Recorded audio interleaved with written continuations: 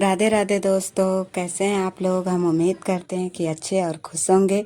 जो भी मेरी माता बहनें जीवित पुत्रिका जीतिया का व्रत रखी हैं, उनको इस दुविधा में पड़ी हैं कि इस बार जीतिया व्रत किस दिन है। तो माताएं बहनों, मैं सबको यही बताना चाहूँगी कि कृष्ण पक्ष अष्टमी तिथि को रखा जाएगा ये व्रत, और इस बार भी इसी दिन रखा गया है, कृष्ण पक्ष अष्टमी तिथि को। और ये व्रत संतान की लंबी आयु के लिए होती है, और ये व्रत उत्तर प्रदेश और बिहार में ज़्यादा इसका मान्य है। तो माताओं और बहनों, हम आपसे यही कहेंगे कि इस बार व्रत 5 तारीख को नहाए खाए है, और 6 तारीख को व्रत है, और 7 तारीख को इसका पारण है। तो आप लोग भी इसी दिन रखें, और आपके इधर जैसे होती है, जैसे आपके इधर मान्यता है, वैसे आप इस व्रत को रखें और करें। बहुत सारे जगहों पे अलग अलग तरीकों से मनाया जाता है। तो हमारे बिहार में ऐसे मनाया जाता है कि जिस दिन नहाए खाए होती है उस दिन ही सुबह में औरतें जो भी जिसकी सास है वो खरी और तेल चढ़ाती हैं, और बहुएं सिर्फ खड़ी व्रत रखती हैं और सास चढ़ाती हैं। और जो भी व्रत के जिस दिन व्रत रखा जाता है उस दिन और चिल्लो और सियारिन को जो दही चूड़ा पूड़ी सब्जी जो तरोई की सब्जी है वो चढ़ाया जाता है, वो चढ़ाती हैं जिस दिन व्रत रखा जाता है।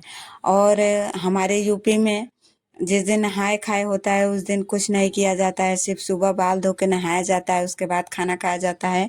और जिस दिन व्रत रखते हैं सुबह में, उस दिन हमारे इधर वो रात को बहुत सारे लोग रात को बना के रख देते हैं तरोई की सब्जी और पूड़ी, और सुबह सुबह में दही चूड़ा चढ़ाते हैं। और जिस दिन व्रत रहते हैं उसी दिन शाम को बहुत लोग नदी पे जाते हैं, तो शाम को ही भीगे वस्त्र में खरी और तेल चढ़ाते हैं।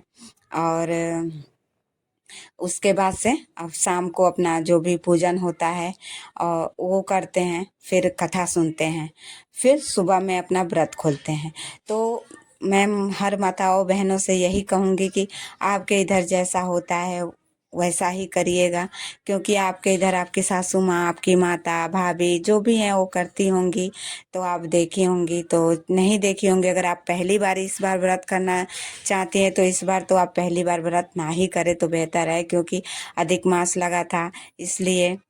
और जो पहले से करती हैं तो इस बार 5 तारीख को नहाए खाए है, 6 तारीख को व्रत है, और 7 तारीख को पारण है। तो जितिया व्रत एक ऐसा व्रत है कि अपने संतान की लंबी आयु के लिए लोग रखते हैं, चाहे पुत्र हो या पुत्री, सबके लिए आजकल तो रखा जा रहा है। पहले के लोग जिनके घर में बेटे होते थे वही रखती थी और वही जितिया पहनती थी।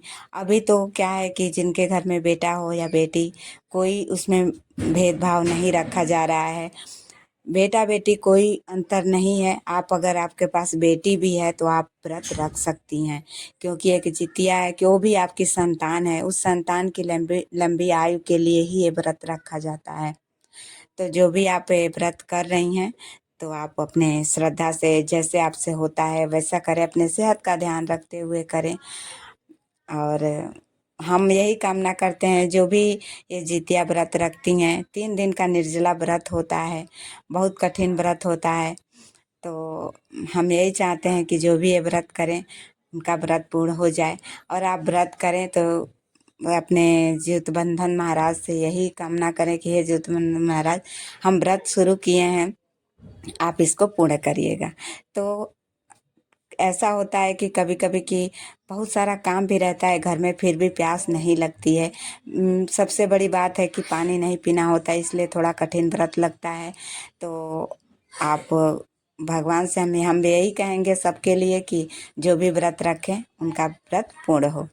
वीडियो अच्छा लगे तो लाइक करिएगा, सब्सक्राइब करिएगा। राधे राधे, जय श्री कृष्णा।